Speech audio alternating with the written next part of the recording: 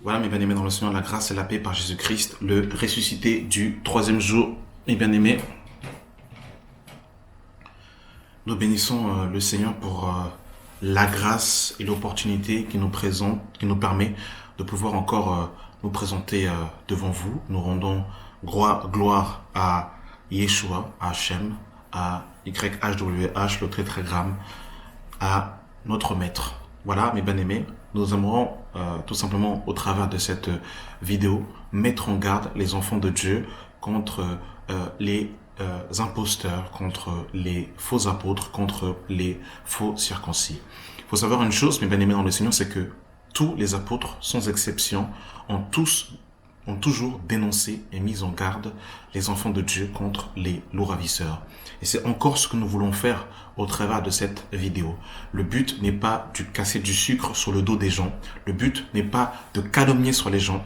Le but n'est pas, mes bien-aimés dans le Seigneur, de surfer sur le buzz pour se faire connaître, mais le but est de mettre en garde les enfants de Dieu, parce que c'est une question d'éternité, c'est une question de salut, c'est une question de couronne de vie, c'est une question, bien aimé dans le Seigneur, de délivrer des personnes qui ont été affranchies à la croix par Jésus-Christ, mais qui malheureusement sont retenus captifs par des hommes. Vous savez, quand ça touche des personnes extérieures, on n'est pas trop concerné. Quand ça touche, par exemple, un frère, une sœur qui n'est pas directement dans notre famille, des fois, ça ne nous fait rien. Mais quand ça commence à toucher des membres de nos familles proches, là, tout de suite, on commence à avoir un autre langage. Si on viole ton fils ou ta fille par un faux pasteur, je ne pense pas que tu resterais silencieux. Si on dépouille ton père, ta mère, tous les mois, je ne pense pas que tu resterais silencieux. Si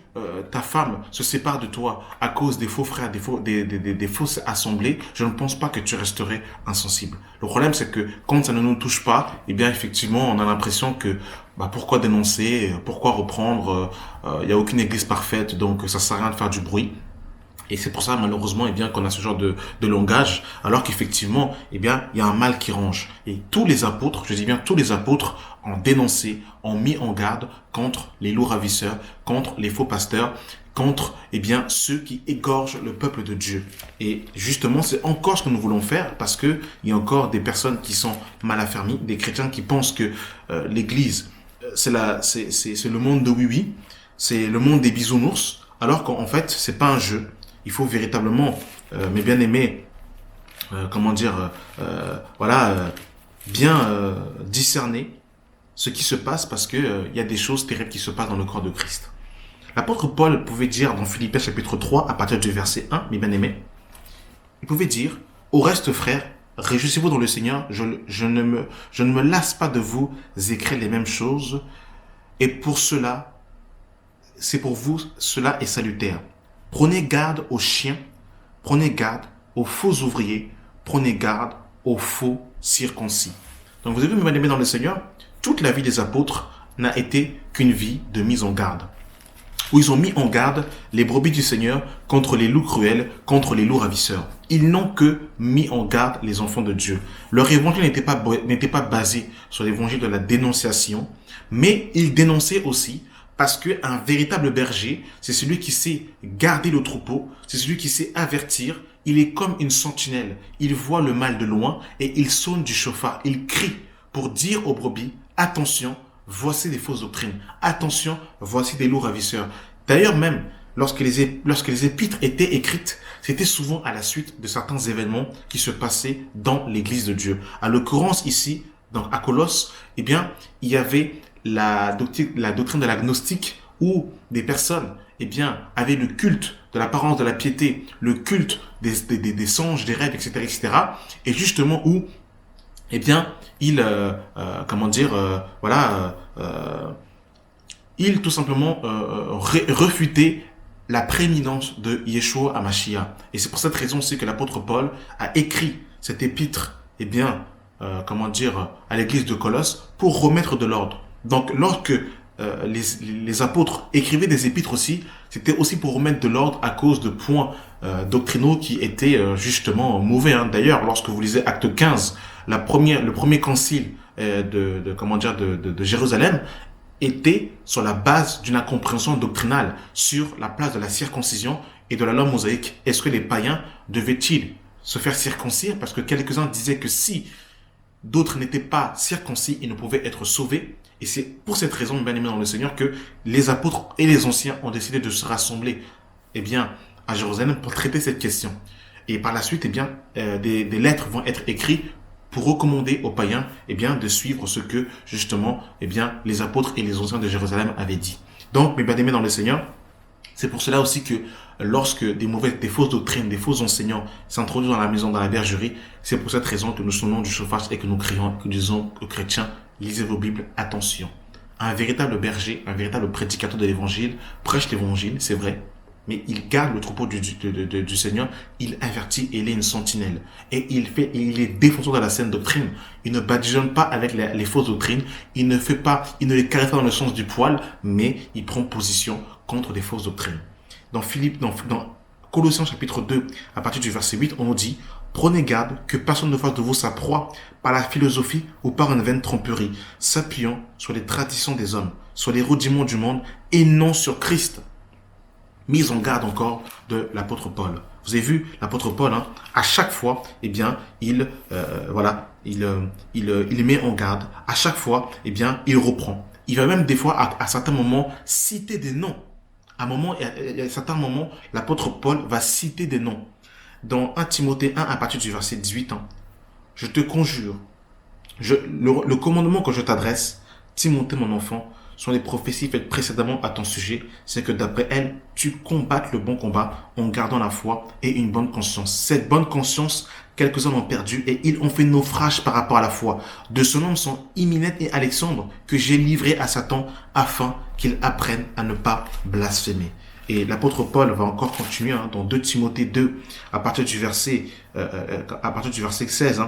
Évite les discours vains et profanes, car ceux qui le tiennent avanceront toujours plus dans l'impiété et leur parole rongera comme la gangrène. De ce nom sont Hyminette et Philette qui se sont détournés de la vérité, disant que la résurrection est déjà arrivée et qui renversent la foi de quelques-uns. Vous avez vu, bien aimés dans le Seigneur? Regardez, dans Tite, chapitre 1, à partir du verset 10. Il y a en effet, surtout parmi les circoncis, beaucoup de gens rebelles et de vains discoureurs et de séducteurs auxquels il faut fermer la bouche. Ils bouleversent des familles entières, enseignant pour un gain honteux ce qu'il ne faut pas enseigner. L'un d'eux, leur propre prophète, a dit « Crée-toi, toujours méchant, toujours menteur et méchant, bête, ventre paresseux. » Ce témoignage est vrai. C'est pourquoi reprends-les sévèrement afin qu'ils aient une foi saine et qu'ils ne s'attachent pas à des fables judaïques et à des commandements d'hommes qui se détournent de la vérité. Voilà, mes bien-aimés dans le Seigneur, encore la mise en garde ici de l'apôtre Paul, qui va dire en fait à Timothée, qui était en fait son enfant dans la foi, pour en fait justement, qu'il dénonce les faux frères. Voilà. Donc Galates chapitre 1 à partir du verset 6, je m'étonne que vous détonnez si promptement de celui qui vous a appelé par la grâce de Christ pour passer à un autre évangile. Non pas qu'un autre évangile, mais il y a des gens qui vous troublent et qui veulent renverser l'évangile de Christ. Mais quand nous-mêmes, quand un ange du ciel annoncerait un autre évangile que celui que nous avons prêché, qu'il soit anathème. Nous l'avons dit précédemment et je le répète à cette heure. Si quelqu'un vous annonce un autre évangile que celui que vous avez reçu, qu'il soit anathème. Un véritable serviteur de Dieu dénonce les faux prophètes, dénonce les faux enseignants. C'est biblique et bien aimé dans le Seigneur. C'est ce que l'on voit dans les Écritures. Vous avez vu que la plupart des épîtres que je prends, l'apôtre Paul a mis en garde et il a dénoncé les faux prophètes. Nous sommes dans le livre de Romains, mes bien aimés dans le Seigneur, dans le livre de Romains chapitre 16. Romains chapitre 16, à partir du verset 17. Je vous exhorte, frères, à prendre garde à ceux qui causent des divisions et des scandales au préjudice de l'évangile que vous avez reçu. Éloignez-vous d'eux, car de tels hommes ne servent point Jésus-Christ, notre Seigneur, mais leur propre ventre. Et par des paroles douces et flatteuses, ils séduisent les cœurs des simples pour vous. Voilà. Vous obéissant est connu de tous. Je me réjouis donc à votre sujet. Donc voilà, l'apôtre Paul dénonçait encore les faux prophètes. Il mettait en garde les frères contre ceux qui avaient le cœur simple, qui pouvaient facilement se laisser ébranler. Et c'est pour cette raison aussi que Dieu a établi les anciens dans les villes pour justement veiller à la saine doctrine, que les loups cruels ne s'introduisent pas au milieu de la bergerie, au milieu des enfants de Dieu. Vous avez vu, mes bien-aimés dans le Seigneur? Là, c'est l'apôtre Paul que nous avons vu qui a dénoncé pas mal les loups ravisseurs. Regardons un peu ce que Pierre a dit. Pierre va aller de même dans 2 Pierre chapitre 2, bien-aimés dans le Seigneur. Dans 2 Pierre chapitre 2, à partir du verset... je peux même commencer à partir du verset 1. Il y a parmi le peuple de faux prophètes, il y aura de même parmi vous de faux docteurs qui introduiront des sectes pernicieuses et qui reniant le maître qui les a rachetés, attirant sur eux-mêmes une ruine soudaine. Plusieurs les suivront dans leur dissolution et la voix de la vérité sera calomniée à cause d'eux. Par cupidité, ils trafiqueront de vous aux paroles, au moyen de paroles trompeuses, eux que menacent depuis longtemps la condamnation et dont la ruine ne sommeille point. Verset 12. Mais eux, semblables à des brutes, qui s'abandonnent à leur penchant naturel et qui sont nés pour être pris et détruits, ils parlent d'une manière injurieuse de ce qu'ils ignorent et ils périront par leur propre corruption, recevant ainsi le salaire de leur propre iniquité. Ils trouvent leur délice à se livrer au plaisir en plein jour. Hommes tarés et souillés, ils se délectent de leur tromperie en faisant bonne chère avec vous. Ils ont les yeux pleins d'adultère et insaisissables de péché. Ils amorcent les âmes mal affermis. Ils ont le cœur exercé à la cupidité. Ce sont des enfants de malédiction. Regardez ce que Jean nous dira. Nous sommes dans 1 Jean chapitre 2 à partir du verset 18.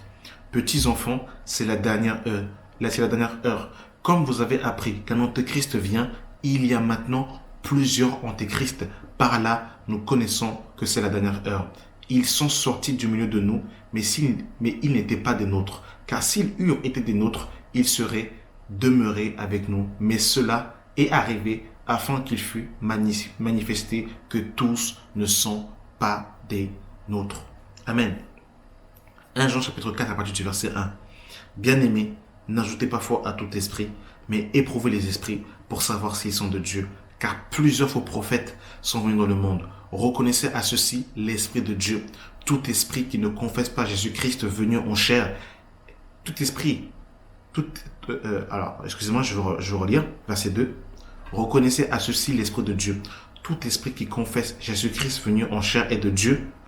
Et tout esprit qui ne confesse pas Jésus-Christ venu en chair n'est pas de Dieu. C'est celui de l'Antéchrist dont vous avez appris la venue et qui maintenant est déjà dans le monde. Nous terminerons par Jude. Jude, le verset 3.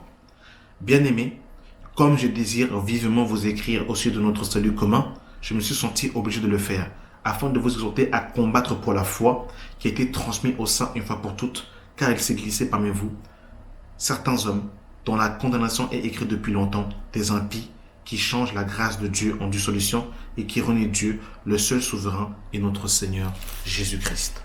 Et il continue par la suite, au verset 12. Ce sont des taches dans vos agapes, faisant impunément bonne chère, se repaissant eux-mêmes. Ce sont des nuées sans eau par les vents des arbres, d'automne sans fruit, 2 fois morts, déracinés, des vagues furieuses de la mer rejetant l'écume de leur impureté, des astres errants auxquels l'obscurité des ténèbres est réservée. Donc vous avez vu, bien aimé dans le Seigneur, ici, ce que nous avons vu, Jude, que ce soit Jean, que ce soit Pierre, que ce soit Paul, et encore on s'arrêtait là, mais il y a tellement de versets qu'on peut prendre, ils ont tous dénoncé les faux prophètes. C'est pour ça, mes bien-aimés, lorsqu'une fausse doctrine, se présente, nous dénonçons, la fausse doctrine. Lorsque des faux frères s'introduisent dans les maisons qui annoncent des fausses doctrines, nous mettons en garde, nous dénonçons. C'est ce que les apôtres et les prophètes ont fait. C'est le rôle d'un berger, c'est le rôle d'un ancien, c'est le rôle d'un grand frère, c'est un sentinelle, c'est de prévenir. Donc voilà, le but de cette vidéo, mes bien-aimés dans le Seigneur, c'est vraiment que nous soyons, de nous mettre en garde face aux mensonges, face, aux loups cruels, face aux loups ravisseurs, afin véritablement que nous puissions, veiller doctrine de Christ, qu'il faut savoir que ce n'est pas tous ceux qui viennent sur la base sous couvert du nom de Jésus, qui sont envoyés de Dieu. Ce n'est pas tous ceux qui chantent des cantiques avec une voix mielleuse qui sont de Dieu. Beaucoup d'entre eux, couchent avec les femmes de leur assemblée et ils sont véritablement en fait des loups cruels où l'obscurité des ténèbres leur est réservée. Pierre dira clairement qu'il y en a qui sont nés et prêts pour être détruits. Littéralement, il y en a qui ne sont pas de Dieu, qui ne sont pas semences de Dieu, mais qui sont de livrés. Et leur but est tout simplement de détruire les enfants de Dieu, surtout les mâles affermis, aussi les sœurs, comme Paul pouvait dire dans 2 Timothée, chapitre 3, où il dira que quelques-uns s'introduisent dans les maisons et qui captivent des femmes d'un esprit faible et borné. C'est pour ça qu'il faut véritablement s'attacher à ce livre. Il faut méditer la parole. Il faut méditer la parole. Il faut méditer la parole. Voilà. Merci d'avoir pris le temps de regarder cette vidéo et que la grâce et la paix soit avec vous, mes bien-aimés, au nom de notre Seigneur et Sauveur Jésus-Christ. Amen.